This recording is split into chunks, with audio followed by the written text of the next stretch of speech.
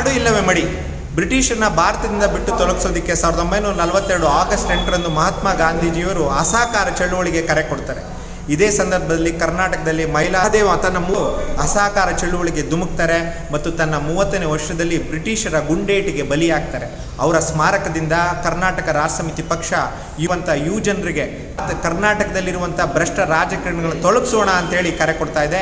August 8, 9, 10ನೇ ತಾರೀಕು ಶಿಗ್ಗಾವಿ ಮತ್ತು ಸವಣೂರು ತಾಲೂಕಿನಾದ್ಯಂತ ಒಂದು ಬೈಕ್ ರ್ಯಾಲಿಯನ್ನು ಕೂಡ ಹಮ್ಮಿಕೊಂಡಿದ್ದೀವಿ. ರಾಜಕೀಯಕ್ಕೆ ಯುವಜನರು ಬರಬೇಕು ಮತ್ತು ಸ್ವಚ್ಛ ಪ್ರಾಮಾಣಿಕವಾದ ರಾಜಕಾರಣವನ್ನು ಮಾಡಬೇಕು. ಜೊತೆಗೆ ಇಲ್ಲಿರುವಂಥ ಭ್ರಷ್ಟ ರಾಜಕಾರಣಿಗಳನ್ನು ರಾಜಕೀಯದಿಂದ ತೊಲಗಿಸ್ಬೇಕು.